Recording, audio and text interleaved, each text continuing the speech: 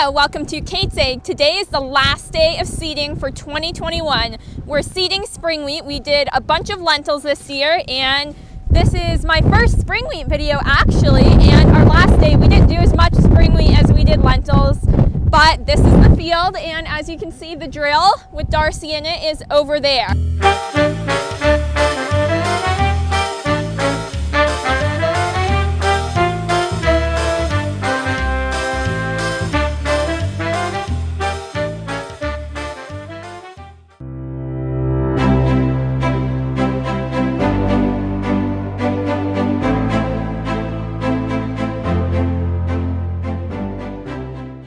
If you've watched my videos, you know that I think it is very important to support local businesses and other farmers, which is why I want to say a huge thank you to today's video sponsor, Farmstack. Farmstack is an agriculture startup built by farmers for farmers with roots in small town Montana that helps farmers make informed marketing decisions to sell their grain. Their email subscription, Farmstack Daily, delivers the latest information about the grain markets, including a market outlook, historic comparisons, and signals from related markets. There's so much helpful information in one simple daily email. Farming has so many variables, so it's very important that you control the ones you can. Farmstack makes it possible to make an educated decision about when to sell your grain, taking the guesswork out of farming. I also love that Farmstack's only $17 per month for such valuable information. You can click the link at the top of my description to sign up and learn more. Be sure to check it out.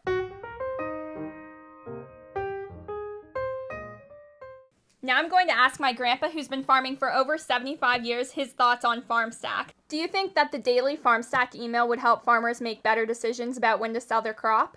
I think one of the hardest decisions a farmer has to make is when to sell his crop. Sometimes for his financial condition, if he owes a bank money, he has to sell it whether it's up or down. With this market tool, and I would call it a tool because we have to have various types of tools in farming.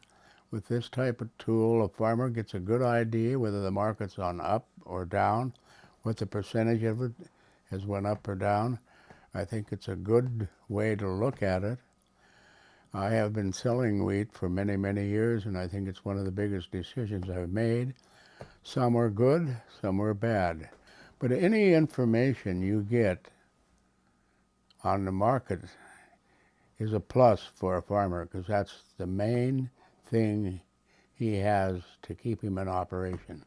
If he can get a decent price for his grain, he pays full price for everything that he buys, and somebody else tells him what he has to sell his grain for. With this way here, it gives him an idea that they're looking at maybe moving it up, and he can sell it then. If it's going down, he can hold on to it. But the market that a farmer has to look at, it all depends on if he owes money and the banker wants his money, he has to sell it. This is a great tool for him to look at it if he's looking at selling wheat. 1.15%, corn's up 1.11. Winter wheat closed $6.12 per bushel, 32 cents above the 20-day moving average, and 27 and 77 cents higher than the price this time last year at $4.74. That kind of gives you the idea that if you're looking at selling it, that the market is on the way up, or it's going to stay stable, or maybe come down. You never want to sell on a down market anyway, unless you have to. So you think that this is a great improvement in technology that can be very helpful to farmers? I think it'd be real helpful if he uses it.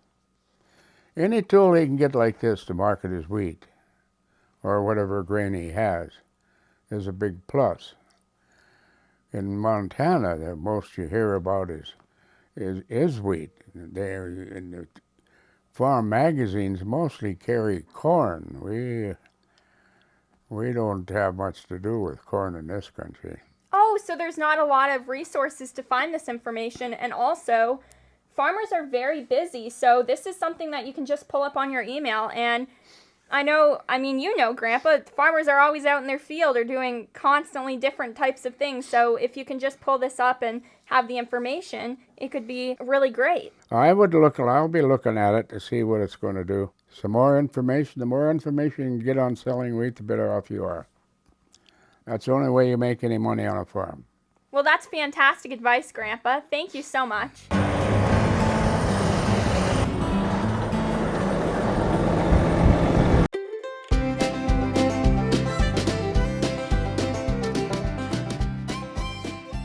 I'm in the drill with Darcy, so this is awesome. Thank you for taking me for a ride. Oh, no problem.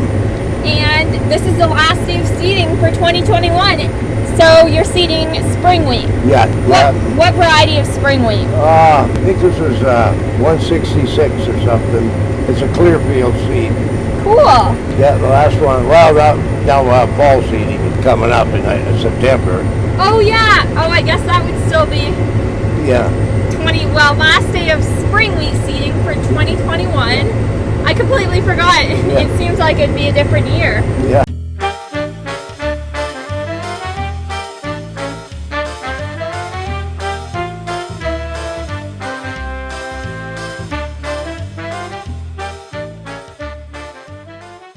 Are you excited to be finished seeding? Oh, I don't know. It's okay, yeah. You know, I like seeding though, so it don't bother me if I had to seed more. Have you seen any really cool animals? I know we saw owls. I haven't seen anything lately. I want to see a bunch of blackbirds one day out there, pretty big ones, and that's about it. I haven't seen no other wildlife. What's the coolest animal you've ever seen in the tractor cab? Oh, I seen a bunch of deer over here when I was raking one time. Oh wow, that would be pretty cool. One had a great big, the whitetail had a great big rack on it. There was about 5 or 6 does with him, and I got real close to him and got a picture right out of the tractor. That's awesome. Yeah. And there was a coyote hanging with him. It was real hot then, so the coyote wasn't trying to chase him or nothing. They were just too hot to do anything. That's good. Have you ever seen a bear? No, I haven't. That'd be kind of scary. Yeah, I keep thinking about it because they have been around here, but I don't know. I wouldn't worry in the tractor. I don't think they'd bother me. No, probably not in something this big. Yeah, if I was walking, I'd be worried. Yeah, oh yeah. And we mostly have grizzly bears, which are much more scary than black bears. Yeah.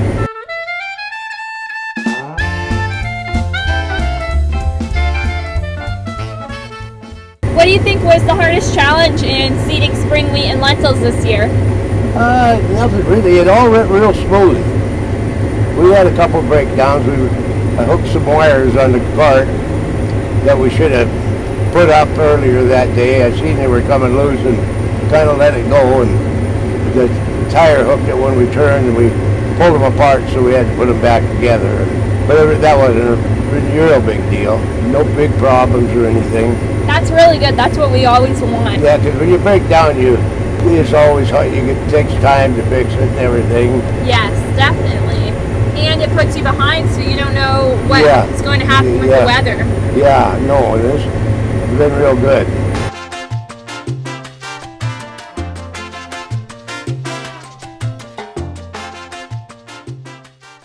Oh, I did have some company today. Up here at the corner, the neighbor's house there.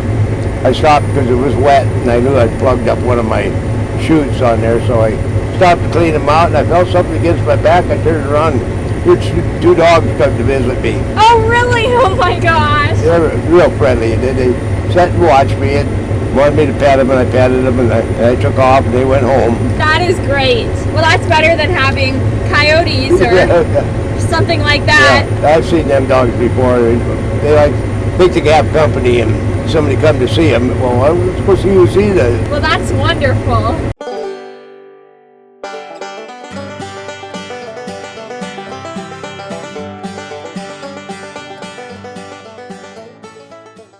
It's a little muddy down here. I might have to pull it out. I don't know yet.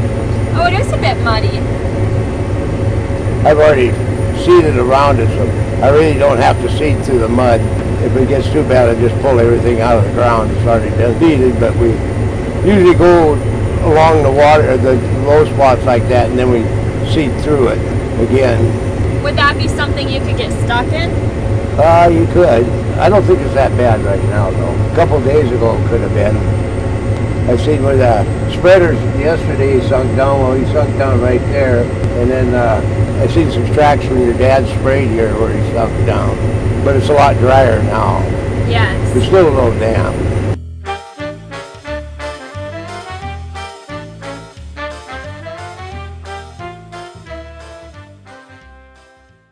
much more seed do you have left right now?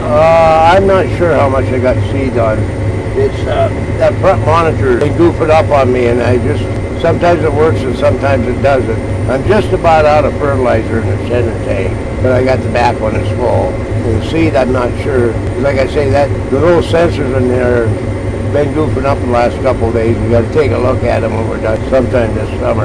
And the sensors tell how much seed is left in the tank? Yeah, they do. How much are you seeding per acre? I'm seeding 65 pounds of wheat an acre and putting 100 pounds of fertilizer per acre. And then they top dressed this yesterday with fertilizer, so I don't know what the total equal is. You can see the white specks once in a while in the ground where they spread it out yesterday. Oh yeah. So what they did is the fertilizer spreader was in the same field as you, and they spread the fertilizer first and then seeded, because then the seed goes on top of it and it should melt in. Yeah, and it mixes in with it. It's a little different blend than what we're putting with. It's a lot of variables in that respect. You have to do field tests to see what the soil is deficient in, what it needs. A lot of times weeds can tell you what your soil's deficient in.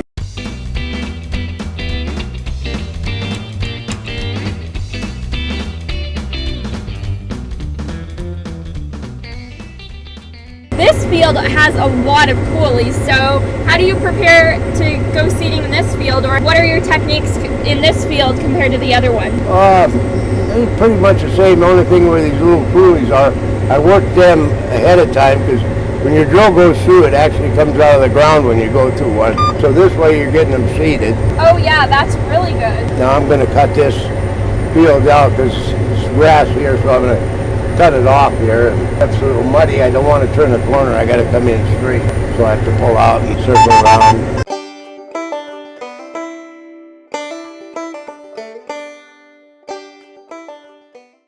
Outside, the cab's getting a little dusty now.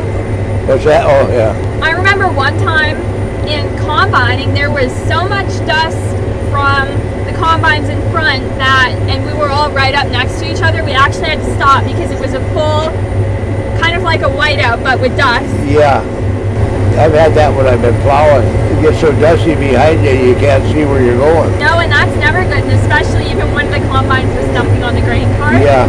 So it's really important. Then you realize how important it is to see out the window. Yeah, and you keep your distance from the one in front of you.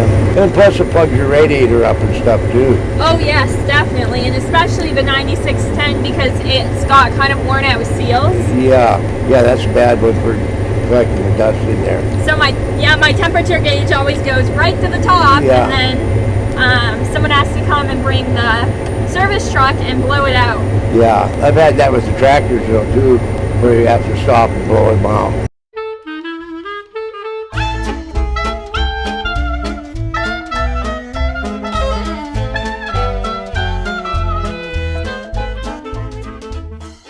Now Darcy watched the new tractor video. Well, I guess it's a new old tractor, but it's new to the farm, and that's a 9630 and this is a 9430. What are the similarities and differences, would you say? Well, basically they're both the same, only the 9630's got more horsepower. And I don't know about size. I think they're about the same size, but someday we get them together we can see what the difference is and stuff. Yes, I think it has 530 horsepower, so this must have 400. It's got 400 and some. I'm not sure what it is. I used to know, and I was trying to think of that the other day, and I was going to look up in the book and I forgot about it, or check on the engine. What's empty now? My middle tank just went empty on fertilizer, so I switched it to the rear tank. Oh, cool. Is the auto track re-engaged? Yeah. Yeah, it is. It's got this here, when it's that last little corner there, when it's lit up green when the auto track's on. And those pictures above show the tanks you're using. Yeah. The way it looks now, I think I got about 47 acres of seed left, I hope. If it is, then I think I'll have enough to do the seed.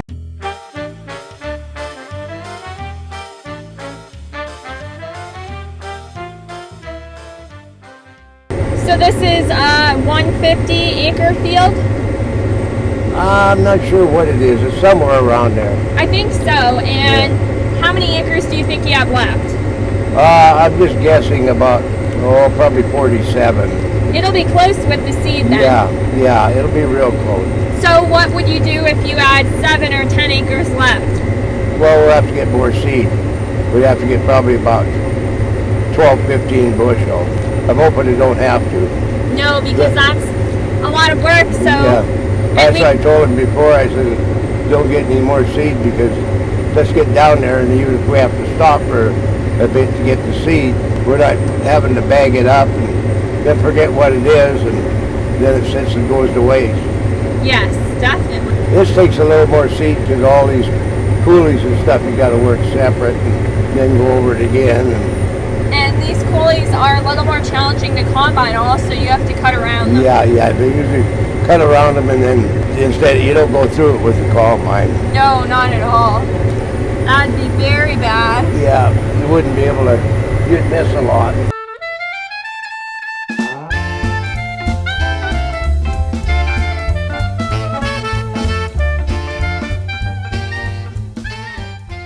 With the combine, the swather will have to cut around the coulees, and then there will be a pass around, or straight cutting, then a combine driver would have to do that. Yeah, the swather guy does it. He'll cut around, and the windrows will be going alongside the coulee. Yeah, and that's if we have the swathed wheat rows. Yeah. And we still have to cut around them if we do the straight cutting. Thank you so much for watching. I really hope you enjoyed the last day of spring seeding 2021, part 1. Make sure to stay tuned for when part 2 comes out. And also make sure to like this video and subscribe to learn more about how your food gets to your table. And follow Kate's Egg on Instagram, KATES_AG, and on Facebook and Pinterest and TikTok and everywhere else. Thank you so much. Okay, bye.